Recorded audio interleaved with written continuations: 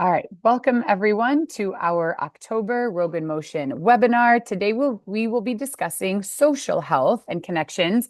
But before that, I'm just going to share a really cool event that is coming up next year in 2026. We are chatting about this a little bit before I started the recording. So there is a very special meeting called the World Parkinson Congress. This is the seventh World Parkinson Congress, seventh time this meeting is happening. It usually happens every 3 years. The usual schedule got interrupted a bit with COVID, like many things did. So I think there was an extra year gap in between, but now hopefully we're back on schedule. So this meeting will be happening in Phoenix, Arizona, USA in May of 2026. Let's see, here are the dates. And who is invited? So what is unique about this meeting is everyone who is a stakeholder, I guess is the term they want to use, everyone who Parkinson's is meaningful to is invited to come to this meeting. It is a scientific meeting, so there are researchers and scientists and neurologists. It's also really geared towards people who have Parkinson's and their family and friends. And then allied health professionals like physical therapists, occupational therapists, everyone is invited. There are lectures every day on all different topics that are relevant, medication, new research, stem cells, DBS, so that you can go and learn about those things. There is also meetings on, some unique types of topics and things like nutrition and exercise that are really relevant and important for people living with Parkinson's right now. There's actual opportunity to exercise every day, all throughout the day. There's scheduled exercise and activities, laugh yoga, power moves, boxing, Tai Chi, all sorts of things that are beneficial happen, and you can attend those. So you kind of look at the schedule for the day and decide, do I want to go to lectures? Do I want to do exercise? Do I want to do some of both, hopefully? But which ones do you want to attend? In many cases, they record the lectures. So if you have a conflict and you choose one thing, you probably can watch a video of another one. So everyone is invited, and it makes it a very special meeting. It is the best scientific meeting that I've ever been to. I've attended 3 in the past. They rotate through kind of being in North America, Europe, Asia. So this is the closest being in Phoenix, Arizona for anyone who's based in the US. This is the closest and easiest it's probably going to be to get to for 6 or 9 years. It was in Portland 10 years ago, 2016. And I went in Kyoto, Japan in 2019. It was in either Madrid or Barcelona, I think Barcelona last year. So I did not get, or not last year, but last time, I did not get the opportunity to go. It was a bit far to travel, and it was kind of, short term, taking time off work can be difficult. So I would highly, highly recommend attending if you're at all interested. The dates are Sunday, May 24th through Wednesday, May 26th. That is the weekend of Memorial Day. And it's at the convention center. Then, so there's all sorts of hotels locally in the area that you can stay at, or Airbnbs. There will be abstracts where someone like me could submit an abstract and say, here's what we're doing in our community. We want to share it. Photos, e-news, you can get information about it. So this website is wpc2026.org. I will put that in the chat.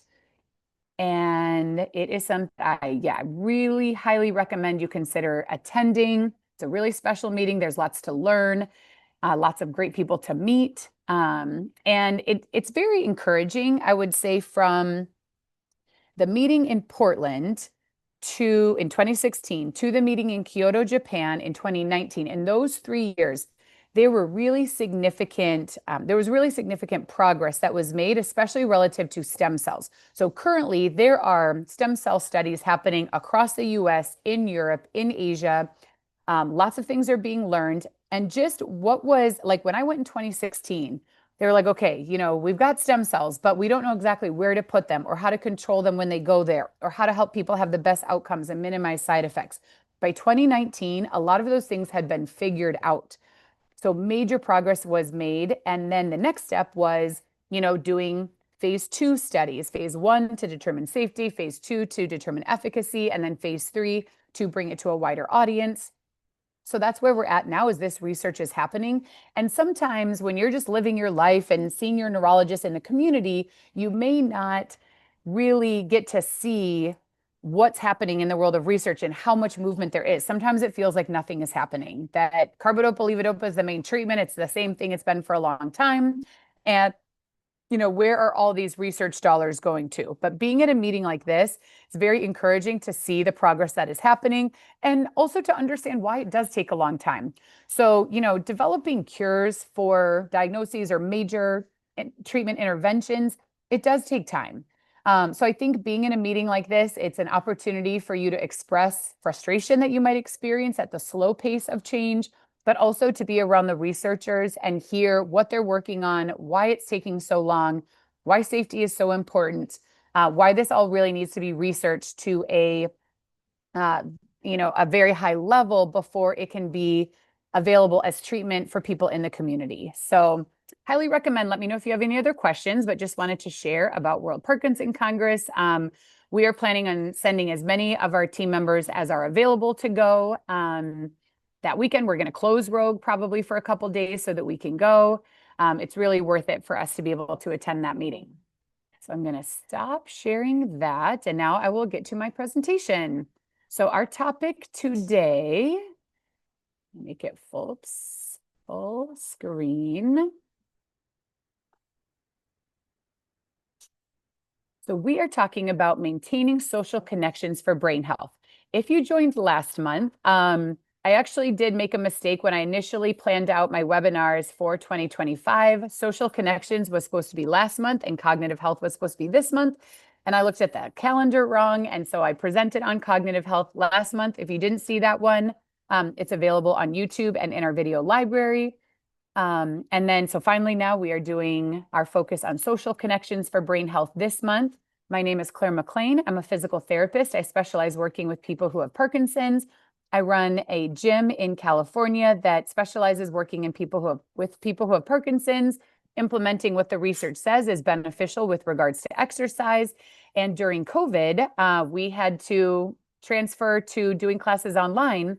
And so at that time in 2020, we started an online exercise membership, which we are still running.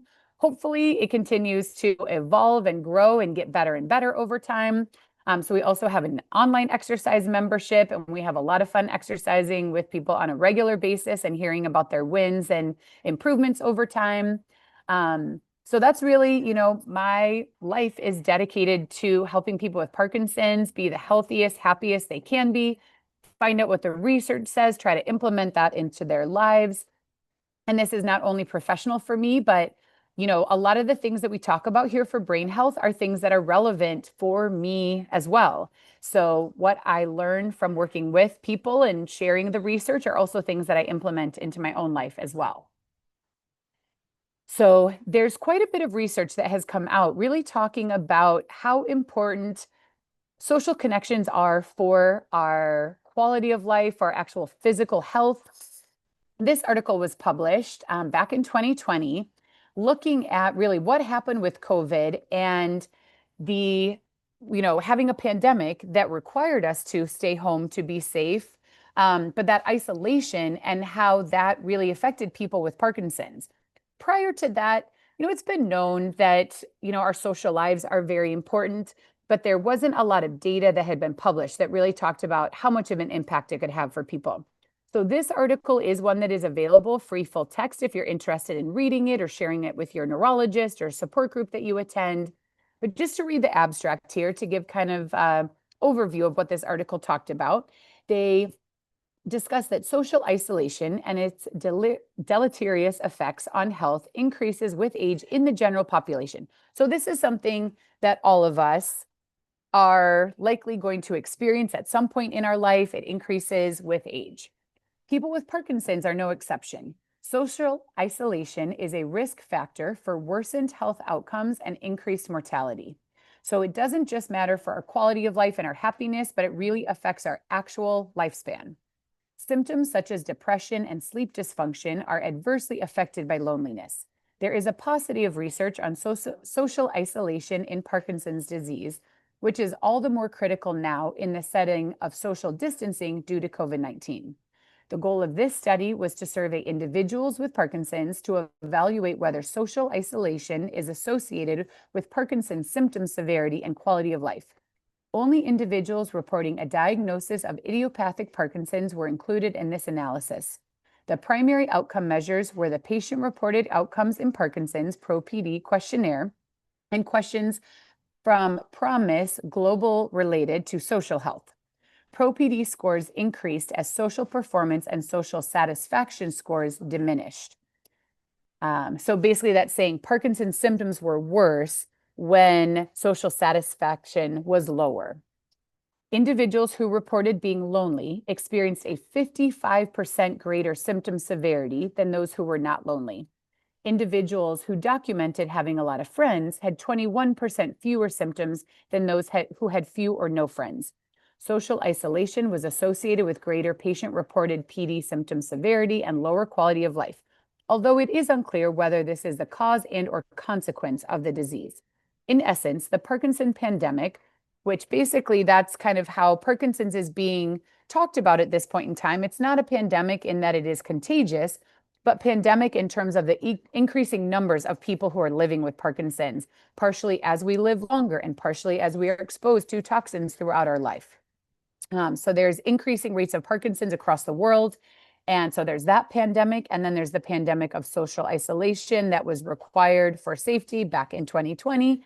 And a lot of people living with Parkinson's who had it already prior to COVID-19 experienced a worsening of their symptoms during that time, which hopefully once things opened up and life has gone back to some semblance of normalcy, hopefully there have been an improvement in those symptoms. But for some people, what happened then is having, continued impact on them. So the Parkinson's pandemic and I guess pandemic of social isolation is also its own pandemic that, in the US especially and in parts of the country especially, we are very car centric. We don't have a lot of public transportation. So for some people, whether it's their health or mobility that might keep them in their homes more, or maybe just driving is something that people become less comfortable with or they choose to do less of, that can increase social isolation. Our lives are, the way that we live in the US, there's not as much intergenerational living. That is something that really increases the social connections in someone's lives, different communities, different cultures, people living in different countries have a different experience of this. But in the US, we're very, independent based. And so that means that people are spread out living on their own and don't have as much of a sense of community or a space for community that is easily accessible.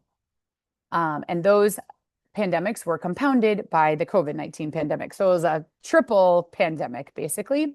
The results from their work emphasize the need to keep people with Parkinson's socially connected and prevent loneliness in this time of social distancing. Proactive use of virtual modalities for support groups and social prescribing should be explored.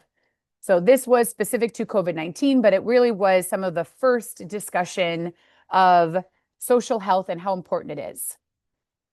So we try to take what the research says for exercise, diet, sleep, all the things that can help people with Parkinson's and without feel and do their best. And the social connection is something that is important. And we don't want to make it super clinical and say, oh, well, prescribe, you have to exercise and you have to take your medication, you have to drink water and you have to spend time with friends and family.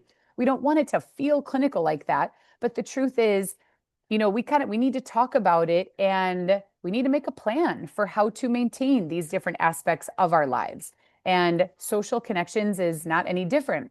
And throughout our life, we have different opportunities for social connectedness. We go to school when we're younger, then we have work life, then we maybe have church or social group through work or through kids.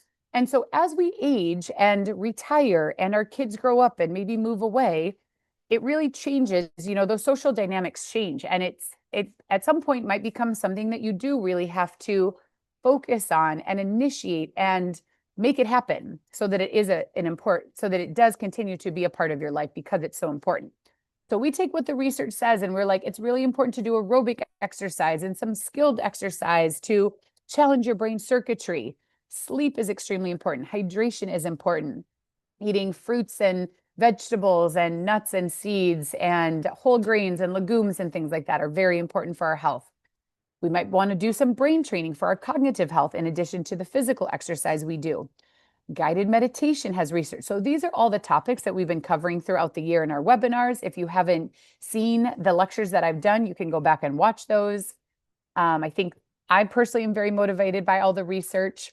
And here we have one of our goals during the day is to connect with family or friends. So whether that's a phone call, a Zoom, getting together, going out for a meal, getting together to exercise or go for a walk, you can combine multiple things here, but this is important for us. It's really important for our health and our lifespan. We want to do things that are fun. We want some relaxation, rest, playing, laughter.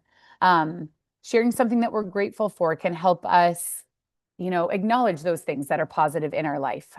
So for a lot of us, it helps to have a checklist. You could just have goals. You could have things that you try to do, or you could have an actual checklist that helps you stay on track and, you incorporate these things into your daily life. So why social connection matters. Parkinson's affects more than just movement. It impacts mood, thinking, and daily life.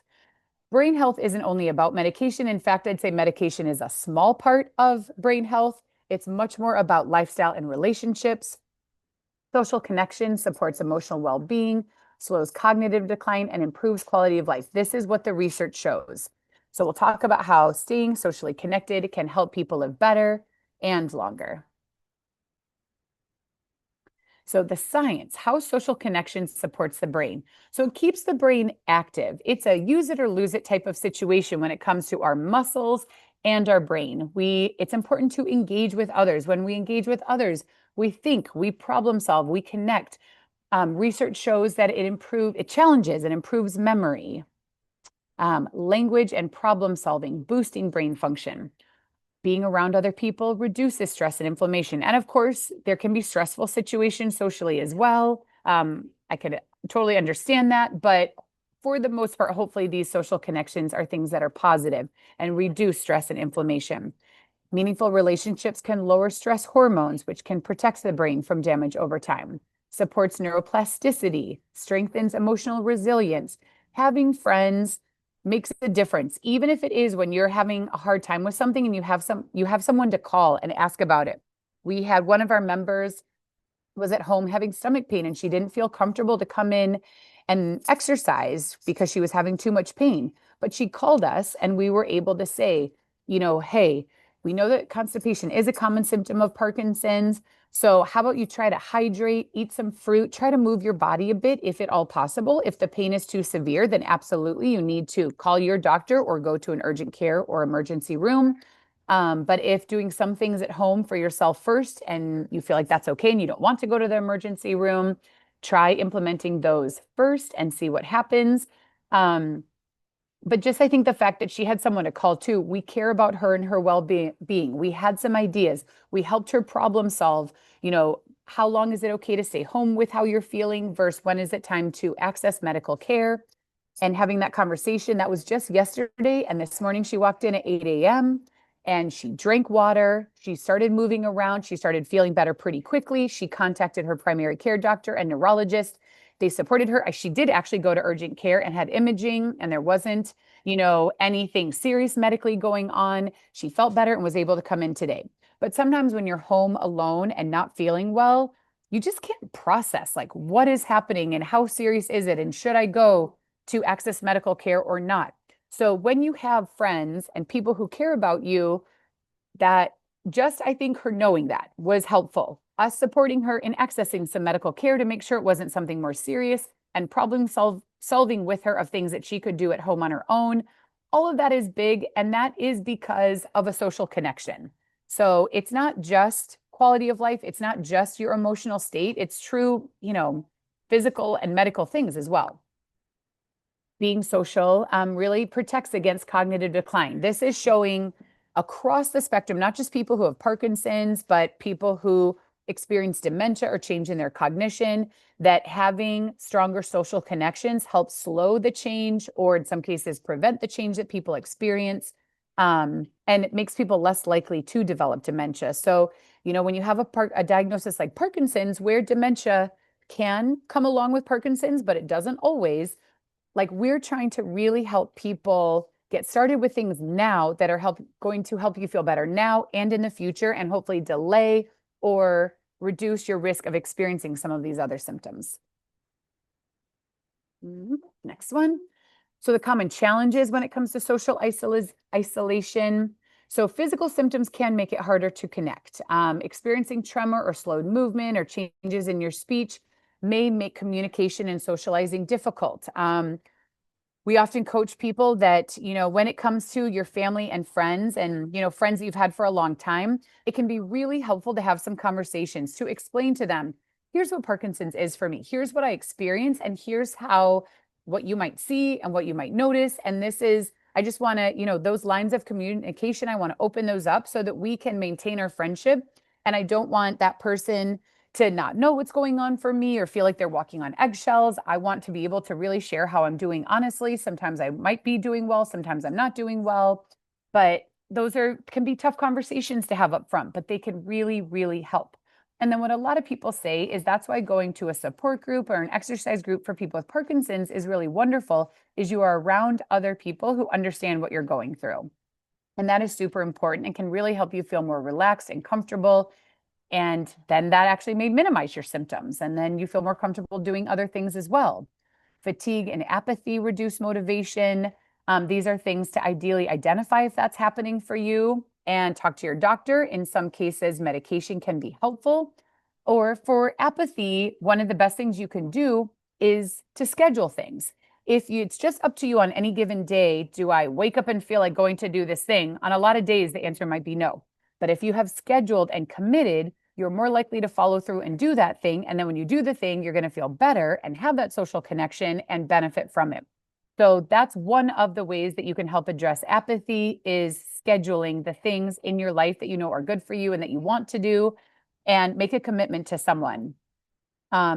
In much of our life, our motivation, in some cases, motivation does truly just come from within. We want to do something. But in many cases, motivation to do things come from external factors, social pressure, financial pressures, expectations. And we can use that to our advantage and say, I really want to do these things, but on any given day, if it's time to go do it, I don't really feel like it. So when you commit to someone else, a friend, a family member, you are going to do that thing because you don't want to let them down. And then when you both do it, though, then you're going to benefit from it. Depression and anxiety are common. These are also things to talk to your doctor about, because optimizing your Parkinson's medication may be important. Incorporating other medications specifically for depression or anxiety could be important. So understanding what is going on for you and talking with your healthcare professionals about it, talking to your family and friends. It's a big deal, and you may be someone who's never experienced these things in your whole life, or you've never had to talk to anyone about these types of things. So it's a big deal to start having those conversations. But for most people, once they get over the hump of the first time, it gets easier and it gets better. And in many cases, then those people end up being able to be mentors and supportive friends to others as well. Fear of embarrassment or stigma, totally understandable. People don't know why maybe walking has changed a bit, or why you have tremor, and it's not any of their business, actually. So you don't have to feel like you have to share anything like that with strangers. You can ignore them. But the more that people do share, even if it's more you're sharing with friends and people that you care about and trust to share this information with, the more people who understand what Parkinson's is, the more that spreads out into the community. And hopefully over time, there will be less and less stigma. And that's one of the reasons that we share on social media. We share videos of people exercising and information, because we're trying to change the understanding out in the community of what it means to live with Parkinson's, that there is a huge spectrum of age and symptoms and experience with Parkinson's, and that never to, judge people or to stigmatize or to make any assumptions about anyone because of something that you see. Mobility and transportation issues are, of course, real. And there can be caregiver strain and isolation as well. So we're trying to just think about the things that could be going on for you. If first question I'd say to ask yourself is, do I feel lonely or not? And if you do, go a little bit deeper and say, why? What is it? What are the social connections that I'm lacking? Is it connecting with family? Is it connecting with friends? Is it meeting new people? Is it about the number of connections that I have, or is it about the depth of connections that I have? But just start to think about it. And something like journaling can be helpful, or talking to one other person can be helpful. And maybe you just pick one thing and say, I'd like to have a few more people who I could talk about. So what's a way that I would meet some new people? Is there something in my community that I could attend? This doesn't even have to be Parkinson's specific, anything. Are you interested in art? Do you like animals? Would you like to volunteer at a shelter? There are so many things you can do. And in some cases, it helps for it to be something Parkinson specific. In many cases, it will be nice for it to not be something Parkinson specific. And maybe you just feel like more you can get away from Parkinson's for a while or not have to think about it as much because you are dedicating your time and energy and efforts towards other people. Interacting with kids, animals, volunteering. There's so many ways that you can get involved in your community, and helping other people out is one of the best things that you can do to actually help yourself out. The benefits of social connection boosts mood and emotional health, slows cognitive decline, improves physical health, increases motivation and purpose, reduces caregiver burden, and strengthens identity and self-esteem. And I experience this a lot with Rogue. Rogue exists to help support people who have Parkinson's having their best life, but our members joining the membership and exercising and working out with us is what gives us purpose in our life. And if people didn't choose to exercise with us and commit their time and effort and money, we would not exist. So as much as Rogue exists to help people with Parkinson's, we would not exist without their help. And it's a very symbiotic relationship. And every single day, I get support and mentorship from our members, and I learn. And I just have such a full and good quality of life because of the work that I get to do. But I'm not just giving all the time. I'm receiving a lot in this relationship. And all of our staff would agree to that there's so much back and forth in our relationships, and it's really special. So there's so much opportunity for that. You might, as a person with Parkinson's, feel like, I can exercise on my own. I'm going to the gym. I could do anything. I don't need to participate in Parkinson's specific exercise. For one, I would say that probably some Parkinson specific exercise would be a good idea. There probably are some things that would be a little bit different than you're doing on your own. It's great to get some new ideas and get feedback about exercise. But what you might be doing is you might be supporting a therapist or a trainer in getting a program going, which is then going to allow them to help other people. And so what you could be doing by supporting a therapist in a program like this is helping change the world and make it a better place and make there be more programs and facilities and gyms and opportunities for people to exercise in the future. So it's the same thing kind of when you participate in research. When you participate in research, research might help you directly, but in many cases, it isn't just directly beneficial for you. You might be on the placebo in terms of the treatment, but by you participating in research, you are helping move science forward. And it's something that you are doing for the world and for the community, not just for yourself. But then you're going to develop these connections. And if that connection is with you and the therapist who's leading these programs, it can be really special. Building social connections. So what are some practical strategies? So for people living with Parkinson's, joining a support group. And what I would say with regards to support groups is support groups have very different personalities. And so not every support group is going to be the right one for you. There might only be one in your area. So I would recommend that you check it out. If it's a good fit for you, awesome. If it doesn't feel like a good fit, maybe consider starting one that would be the right fit for you. Maybe it's Parkinson's, but it's based more around exercise or some specific topic or something like that. Or if the support group that you first joined didn't feel like a good fit, you could maybe think about why and ask if you could help bring some different things to that support group and, help make it really good. Support groups are all different in terms of who's leading them, whether it's a volunteer, a person with Parkinson's, a social worker, but almost all the time, there are people who are dedicating time and effort to making this happen, and they could use help and support. So if you feel like, hey, this support group could be even better if we brought in some speakers, or if we didn't have a speaker every time and we had some open time to discuss, share that feedback and share those ideas. And in many cases, groups want new and fresh ideas. And if you're somebody who'd be able to help make those happen, that would be wonderful. Participating in group activities. So like I mentioned, things that are Parkinson specific can be wonderful, depending on what you have in your area, but things that are not Parkinson specific can also be wonderful in different ways. Schedule regular social time. So again, we don't want to make this clinical, but things that we want to happen in our life do need to happen on a regular basis. And in many cases, they need to be scheduled. So whether that is coffee meetups, calls, meals, walks, there's so many ways you can do it, but it's a matter of like looking at your week and what do you want to schedule? One thing a week, multiple things a week, something every day. Making a phone call um, doesn't take that much. But what you might experience is that the people in your life are very busy. And so that's where scheduling it might help. If you text someone over the weekend and say, I would love to catch up with you next week, like when's a good time for that to happen? I want to give you a call. But if you just give them a call, they might not be able to answer, or they might answer, but they're busy.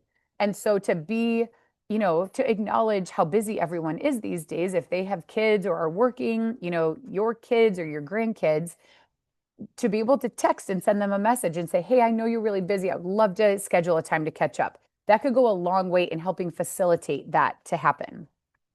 Using technology to stay connected, video chat, social media, and messaging apps can bridge distance and mobility challenges. Social media, not my favorite anymore, but certainly messaging apps, video chats, phone calls are a great way to connect. And practicing communication skills. So speech therapy like LSVT Loud or the Parkinson's Voice Project can boost confidence in social situations and help, if speech is something that you've noticed a change in, really doing exercise to help improve your speech is something that could really help. And you may notice, like, maybe I used to go out to eat with people all the time, but I don't like doing that as much because I eat healthier now. And so going out to eat is different because these restaurants don't have the healthy food that I like to eat that really helps me feel better. Or maybe something about eating has changed. So you could let that person know, hey, I know we used to go out to eat, but this time I'd love for us to go and get tea or go for a walk or go to a park or go take an art class or do that, do something like that that's a little bit different. So just identifying if you used to do something and you're not as excited about doing it anymore, is there something about that that you can identify and now come up with a new and different idea? Social connections for caregivers and family members. So encourage social engagement, respecting the person's energy and comfort level, model social wellness. So for any caregivers or partners who are there, we know that you're always supporting your partner who has Parkinson's, but it's also super important to take care of yourself, both for your own health, but also because you can be a really good model. Involve others in the care network, friends and family being around. You can schedule for them to come over and you both get social, engagement, you and your spouse. And explore other support services in your area, depending on kind of where you're at in the Parkinson's journey and what would be helpful to you. Using technology, so video calling apps, FaceTime, Zoom, WhatsApp, Google Meet, figuring out what works for us. And that might be if you're connecting with someone, ask them like what's their preferred way to do a video chat, and then you can download that on your device. Social media platforms, messaging apps, virtual support groups. There's a really great organization called PMD Alliance, Parkinson's and Movement Disorders Alliance. They do tons of content online. So lectures, support groups, different types of support groups. They have support groups for people with Parkinson's, people who've had, specific treatments like DBS, for partners and spouses, for children, adult children of people who have Parkinson's. So they have a lot of different opportunities. I highly recommend checking out PMD Alliance, Parkinson's and Movement Disorders Alliance. It's a really wonderful organization that does great work. All of this is available for free. They are a nonprofit, so you can donate to support them, but you can access these services at no cost. And, it's important to think about it yourself, and hopefully your neurologist is thinking about how to make social wellness part of Parkinson's care, because we know that social health equals brain health. It's not just emotional, it actively supports the brain function. Medication, exercise, good sleep is important. So it's something hopefully your doctor is asking about. How is your social health? Are you getting together with people? Are there things that, do you have any goals? Or are there things that you feel like are missing in your life? Is there anything I can do to support you in accessing those things? When it comes to transportation, that is a big challenge. Some people choose, not to drive or have reasons why they're not driving anymore. Driving is an extremely complex and fast-paced motor and cognitive activity that isn't always right for everyone to be doing, but that really can limit your access to things that you perhaps enjoy doing in person. So what we're finding in our area, though, is that there are a lot more resources for transportation. There often are things through kind of the government, through your city or state. In California, we have something called Access that is for people that are not able to use public transportation easily. So, walking to a bus stop, waiting for a bus, getting on a bus, taking a ride, navigating all of that and potentially connections is something that is overwhelming or not feasible for somebody to do. They can apply to the system to say, I need better access. And once approved, you basically go through a process explaining why utilizing um, public transportation doesn't work for you. And then, let's see, what was I going to say? You go through an approval process, and then once approved, you can get point-to-point transportation. So they will pick you up and are able to move you around. Um, and ideally, and any nursing that you're working with, or a neurologist, or anyone else that is a part of your care team is hopefully asking you about this, helping you address it, talking about loneliness, relationships, daily routines, thinking about other healthcare professionals who could be a part of your team and how they could play a role, and tracking changes over time. Just today, I met a new person who was an architect, and he used to be very active in professional meetings and socializing with other architects and retired architects. And his wife was mentioning that he doesn't do any of those things anymore. And so those are things to talk about. Life does change, and you don't have to do all the same things forever that you once did. But if there were things that you did particularly enjoy doing and now you're not doing them, we want to find out why. Have you decided that that's not something that you want to do anymore? Or if you do want to do it, how can we help make that happen? Use of community and support resources. So, first step is to see, what do I have available in my local community? Here in Orange County, we have a nonprofit organization called Parkinson's Orange County, or Parkinson's OC, or POC. And they really focus on what is happening in our local community in this geographical area.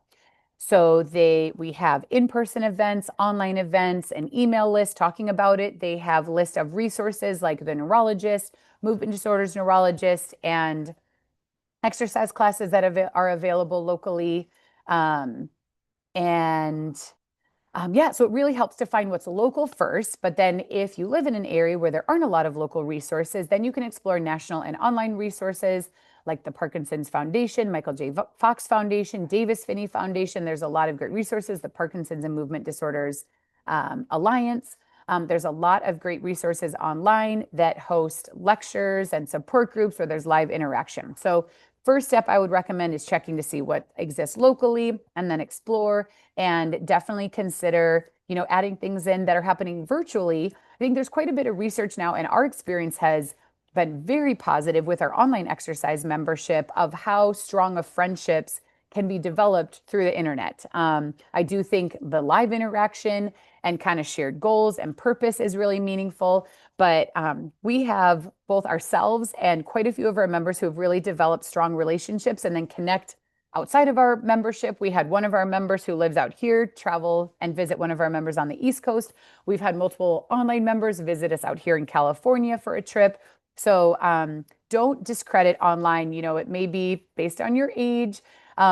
This is something, even for me, this is something that I was using Zoom a little bit prior to COVID. And then 5 years ago, everything changed. And our, access in our world has really changed in a lot of positive ways. There's obviously some negatives as well, but the ability to build connections online is really possible. So key takeaways. So we know that Parkinson's affects more than movement. It affects every aspect of someone's life. Social connection is super important and protective. It boosts brain function, emotional health, and overall quality of life. Staying connected can slow cognitive decline and ease feelings of isolation, anxiety, and depression. And just, the feeling of being in this life together, whether it's Parkinson's, raising kids, dealing with challenges, having people that we can connect with is important for all of us. And I think we all know that, and yet don't necessarily prioritize it. So hopefully the discussion that we had today is motivating to you to want to assess your situation, see if you're happy with your social health and life. If so, great. If not, what is one thing you could do, or what is one thing that would be meaningful for you to make a change? So, what can you do? You can call or text a friend today. You could Google in your area to see what exists locally. We just had a new member come in who is 90. He just had his 90th birthday a week or two ago. And when we asked him, how did you find out about us? He said the internet. He Googled Parkinson's gym. He lives in Huntington Beach, the town right next to where our gym is, found us online and came in person. So, Google is our friend. And just because something in your community didn't exist a month ago or 6 months ago doesn't mean that it doesn't exist now. New and different programs are getting started all the time. So do a search, call a friend, check in with yourself, try to build some good habits, incorporating the social life, and ask for help. You don't have to do this alone. Talk to your doctor. Maybe meeting with a mental health professional, getting a therapist to work with would be helpful. Checking with a friend. How do you address this? If you do have Parkinson's resources and check in, ask people, hey, what do you do about this? It makes a huge difference. And that social connection should really be an important part of your care. It's simple but not easy, but it's really powerful for our lives. So just a reminder, you can use our checklist or you can make your own, but the more of these things that you can incorporate in each day, the better. And for those of you who are members with us already in person or online, let me know what you think about this talk. If you have any feedback, if there's anything else we could do. One thing that we have done pretty recently, in addition to our exercise classes and speech classes, which the speech classes I think are some of the best ones for the connection because there is so much more opportunity for talking with each other. When we're exercising, we're busy exercising and there's not a lot of time to talk. A little bit of time before and after. But the speech class, there's a lot of opportunity to talk and share and ask questions and connect with each other and learn about each other. And also the book club. So we started a book club. And the first one we had was a bit of a self-help book, which I think some people enjoyed, but some people found it a little bit hard to get through.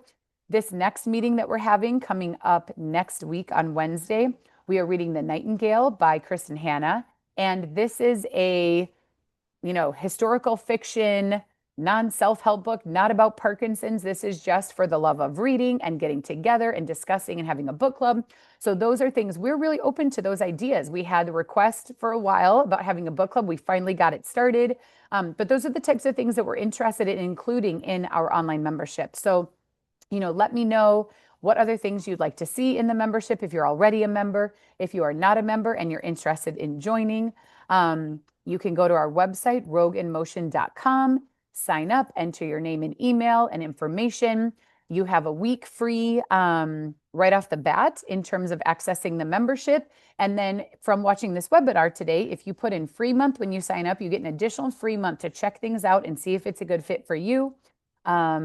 And we have a lot of fun and we've had a really good experience so far with online exercise classes. So we are going to keep this going.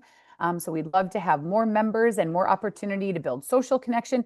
The other cool thing that can happen when we have more online members is sometimes we have people who actually live in the same area and meet each other through the online membership. So there's a lot of opportunity for connecting, not just online and virtually, but also in person or traveling. Hopefully lots of our members will join or will come to World Parkinson Congress that we talked about at the beginning in Arizona, and that will be an opportunity to get together in person.